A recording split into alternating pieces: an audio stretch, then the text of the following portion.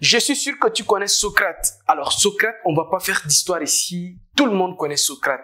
Socrate, c'est l'un des philosophes très reconnus dans l'histoire de la philosophie et qui a beaucoup travaillé sur la philosophie morale. Socrate n'a par contre pas laissé d'écrit, il n'a pas laissé d'écrit et tout ce qu'on sait de Socrate aujourd'hui, ce sont les retransmissions orales de par ses disciples et de par des sources indirectes comme ça. Et moi j'ai connu comme ça plusieurs citations qu'on m'a dit que c'est Socrate. Alors par exemple, tout ce que je sais c'est que je ne sais rien. Il y a plusieurs comme ça citations et faits qu'on nous a dit de Socrate, que c'est Socrate, c'est Socrate, c'est Socrate, la pensée socratique ainsi de suite. Mais moi il y a une histoire de Socrate, je ne sais pas si c'est de Socrate ou pas. Comme je vous le disais tantôt, Socrate n'a pas laissé d'écrit et tout ce qu'on sait de lui, c'est ce que ses disciples et des sources indirectes nous ont transmises. Je ne sais pas si cette histoire est vraie ou pas parce que c'est une histoire que j'ai connue il y a très longtemps. Mais l'histoire c'est quoi? C'est qu'un jour quelqu'un vient voir Socrate et lui dit « Socrate, j'ai quelque chose à te dire de ton ami. » Socrate dit « Attends, avant de me dire ce que tu veux me dire de cet ami-là, est-ce que ce que tu veux me dire là, est-ce que tu es sûr que c'est vrai? » La personne dit que bon, je ne sais pas si c'est vrai parce que moi-même là on m'a dit. Socrate dit que d'accord. Est-ce que ce que tu veux me dire de mon ami là, est-ce que c'est quelque chose de bon? Il dit que non, non, non, c'est pas du tout quelque chose de bon. En tout cas, ce qu'on m'a dit de lui là, c'est pas quelque chose de bon. Il dit que ok. Troisième chose, est-ce que ce que tu veux me dire de mon ami là, est-ce que c'est quelque chose qui est utile? Est-ce que à moi ou bien à l'ami là, c'est utile? La personne il dit que non, vraiment c'est pas utile quoi. Socrate a dit que ok, d'accord. Donc, ce que tu veux me dire de cette personne n'est pas vrai.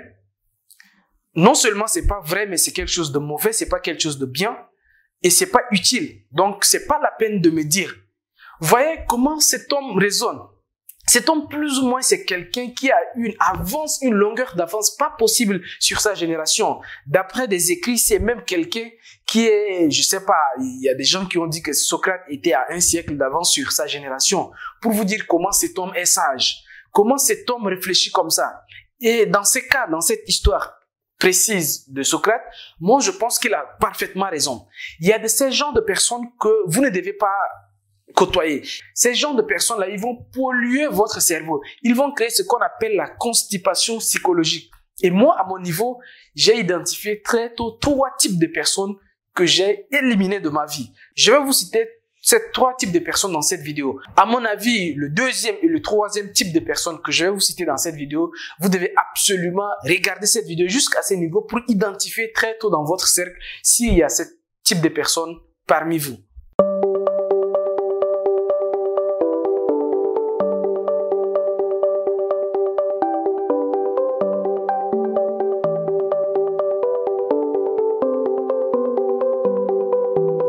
Si vous venez de me découvrir au travers de cette vidéo, laissez-moi me présenter rapidement. Mon nom, c'est Justin. Je suis architecte. Alors, je le redis encore, juste pour que les gens ne m'appellent pas coach, parce que j'ai pas fait de formation en coaching ou quelque chose comme ça. Donc, je ne suis pas coach, hein, je suis architecte.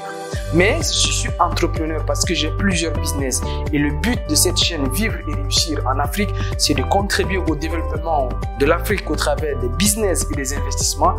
Pour moi, c'est une conviction que le développement de l'Afrique passe d'abord par les business et les investissements. Donc, si ces 2 thématiques te parlent, je t'invite déjà à t'abonner et d'activer la cloche de notification pour être informé de nos plusieurs vidéos qui arrivent chaque semaine parce qu'on publie régulièrement plus de 5 vidéos par semaine sur cette chaîne. Donc, abonne-toi pour être informé de tout cela. Et la deuxième action, c'est d'aller dans la barre de description pour avoir des informations complémentaires à cette vidéo. Une autre parenthèse avant de finir cette partie, c'est qu'aujourd'hui, je suis habillé comme toujours par une boutique. Donc, je mettrai le lien de la boutique là, peut-être le numéro de la personne, de la dame qui m'habille. Donc, vous allez voir son numéro juste là. Donc, pour moi, c'est juste un retour, en tout cas, un retour d'ascenseur que je fais à cette personne qui m'habille gratuitement. Donc, voilà, maximum de soutien à cette personne. Voici son numéro qui sera écrit quelque part ici pour ceux qui veulent également avoir des modèles d'habits ou bien des tissus ou bien je sais pas, hein, habillement 100% africain. Le premier type de personnes que moi j'ai détecté très tôt et que j'ai commencé à éviter, ce sont des personnes jalouses. Je comprends parfaitement, même moi parfois il m'arrive d'être jaloux de certains amis. Je vois vraiment c'est pas une jalousie, une mauvaise jalousie, mais il y a des jalousies saines. J'ai détecté une personne qui était tellement jalouse et alors ça fait très longtemps. Je vous dis là, ça fait déjà peut-être 8-9 ans que cette personne-là est jalouse de toutes les personnes. pas jalouse envers moi. Cette personne est bien sûr mon ami, mais à chaque fois qu'il me dit quelque chose d'une autre personne, c'est un mal. À chaque fois qu'il me dit quelque chose, tu sens la rage, tu sens très clairement qu'il n'est pas content de la réussite des autres et la plupart du temps. Parce que ce que je vous disais, à l'époque, j'avais un business center, donc ça va être un multiservice où je vends des cartes de crédit, des téléphones, ainsi de suite. Et à chaque fois que cet ami-là me rend visite dans ma boutique, c'est pour me dire telle personne qui vient de faire ça et que vraiment qu'il soit maudit. Telle personne qui a fait ça et vraiment que voilà, est maudit comme ça, il n'a rien fait. Et moi, au départ, alors à l'époque aussi, j'étais jeune, donc je ne comprenais pas tellement. Mais au fur et à mesure que j'observais ces agissements, surtout sa jalousie excessive, je me suis dit que non, ces genres de personnes, aujourd'hui, elles sont jalouses sur d'autres personnes, mais avec le temps, ça peut être contre toi. Je vous dis là, il n'y a pas très longtemps, il y a 2 ans ou quelque chose comme ça, il est en tôle parce qu'il a tué un de nos amis d'enfance. Parce que cet ami d'enfance a été nommé comme directeur d'une banque et il a assassiné comme ça. Et depuis 3 ans, j'ai pris conscience de ça, toutes les personnes jalouses. Et cet ami-là, sa jalousie, comme je vous disais, c'était depuis quand on était enfant. Et ça s'est concrétisé vraiment par un meurtre. Donc, je me suis dit que des personnes qui ont une jalousie excessive, ce sont des personnes que moi, je vais vraiment éviter au maximum. Ce sont des personnes que si vous également, vous voulez aller très loin, je vous invite tout simplement à détecter tout autour de vous des personnes qui sont tout le temps en train d'envier la réussite des autres. Au lieu de travailler sur leur propre réussite, ils sont là à critiquer, à dire des choses de mauvais, que telle personne-là, que c'est ceci, que c'est cela, ainsi de suite. Il n'y a pas très longtemps également, on a vécu une scène pareille comme ça sur les réseaux sociaux où une dame a tué sa camarade au boulot parce que sa camarade a eu juste une promotion. Et ces gens d'amis-là, très clairement, vous devez les éviter. Deuxième type de personnes que j'ai détecté très tôt et que je me suis séparé, ce sont des grands fêtards. Des personnes qui aiment fêter tout le temps du lundi au dimanche. La fête, c'est bien. Même moi, je fête parfois. Mais la fête excessive, moi, tout ce qui est excessif, surtout quand c'est la fête, quand c'est passé 7 jours sur 7 en boîte de nuit ou bien passer 7 jours sur 7 dans des bars, dans des maquis, c'est quelque chose que moi, je n'aime pas. Et je me suis rendu compte que aimer trop la fête, aimer plus la fête que ton travail, c'est des choses incompatibles. Je me suis rendu compte avec le temps qu'il y a des habitudes qui sont incompatibles avec la réussite.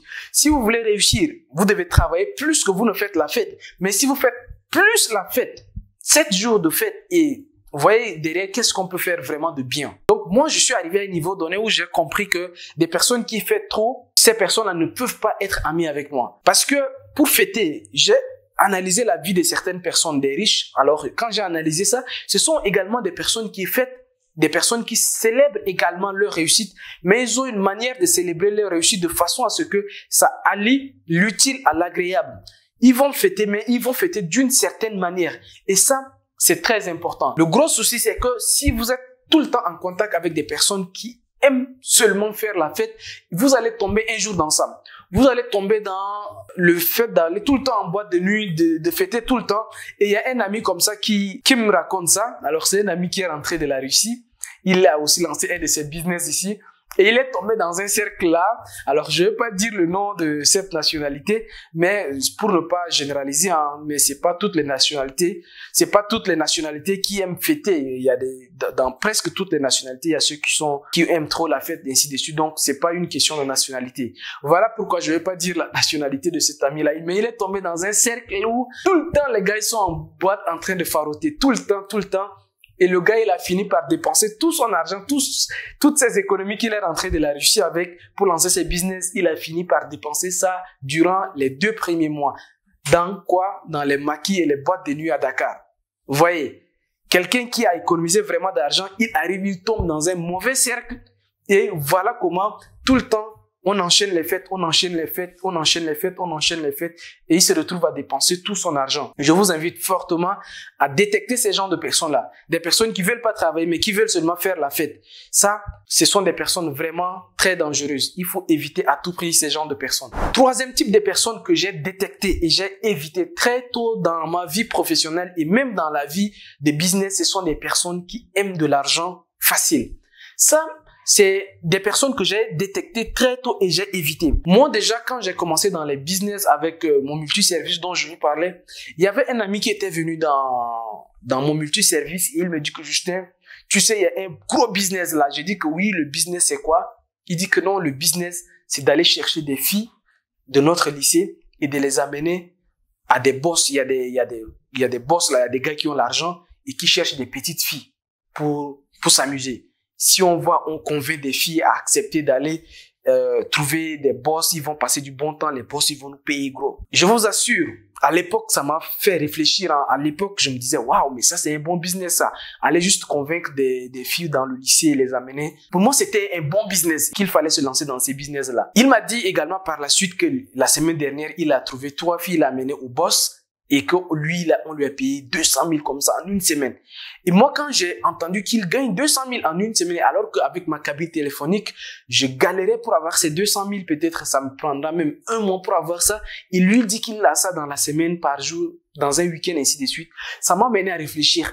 Est-ce que vraiment on peut avoir l'argent aussi facilement comme ça? J'ai beaucoup réfléchi et j'ai parlé de cela à un autre oncle. Il m'a dit que non, ça c'est pas un bon business. Ne te lance jamais dans ces genres de trucs-là. Ça, c'est même pas moral. C'est vrai, l'argent est bien, mais il faut chercher l'argent de la bonne des manières. Et c'est depuis ces jours que il m'a dit que Justin, je sais que tu as commencé dans les business, mais durant tout ton parcours de business, tu vas avoir des propositions comme ça. Mais fais très attention. Tu vas tomber avec des personnes qui vont vouloir te proposer des opportunités faciles où on peut gagner de l'argent facilement. Mais si tu traînes avec des personnes comme ça, ils vont te faire passer en prison un jour, tôt ou tard. Je sais pas, mais si tu traînes avec des personnes qui aiment l'argent facile, ces gens de personnes vont t'amener tôt ou tard à faire la prison. Et ces conseils est resté dans ma tête jusqu'à même l'année dernière. J'ai rencontré des gens, alors c'était juste à un séminaire et on s'est échangé de contacts et après les gars, ils viennent à mon bureau, ils m'expliquent un projet qui va rapporter beaucoup d'argent. C'était quoi le projet? Ils me disent que non, ces business-là, même les ministres, ils font ça. Ils me disent que ces business-là, vous allez voir que même, il dit qu'en Côte d'Ivoire, tous ceux qui sont devenus riches là, c'est ces business-là qu'ils font. Tu dis que tu peux pas travailler normalement et gagner ta vie. Justin, il faut pas faire ça, hein. Dans la vie, si tu travailles normalement, tu vas toujours être en arrière. Tous ceux qui ont réussi là, ils ont fait des business. Et ces business que nous allons te présenter, ainsi de suite. J'ai dit, quel est le business? Il dit que c'est 2 business. J'ai dit, OK, quel est le premier business? Ils disent que le premier business, c'est des faux billets. J'ai dit, ah bon? Il dit que oui, c'est des faux billets. J'ai dit que, mais faux billets, je sais que c'est illégal. Il dit que non.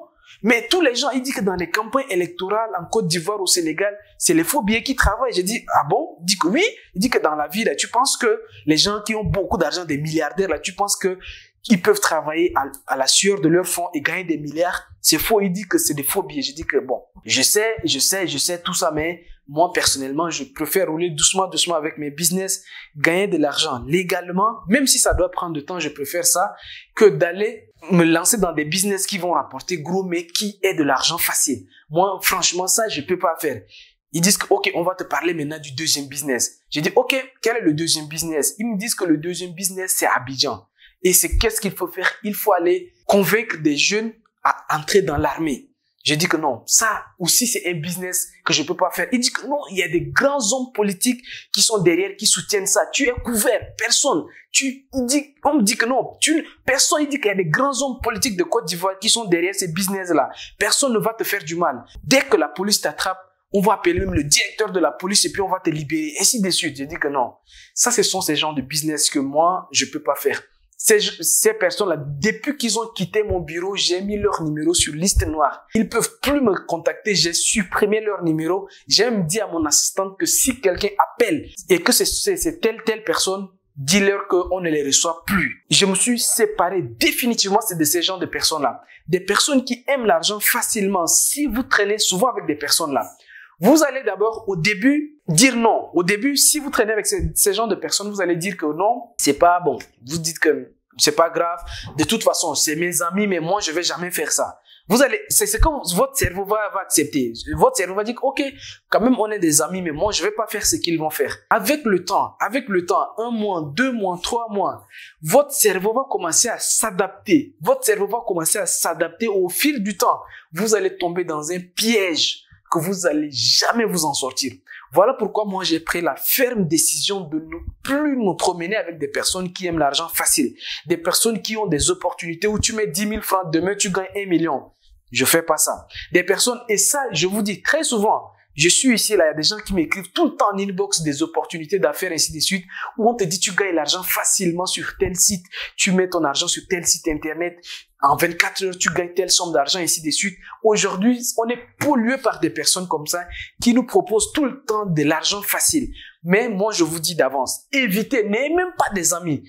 Dans votre entourage, il faut même pas avoir ces genres de personnes qui veulent de l'argent facilement. Et ça, franchement, moi, je blague pas avec ça. Si aujourd'hui, il y a des gens qui me découvrent ici et qui m'écrivent en inbox pour me proposer des opportunités d'affaires.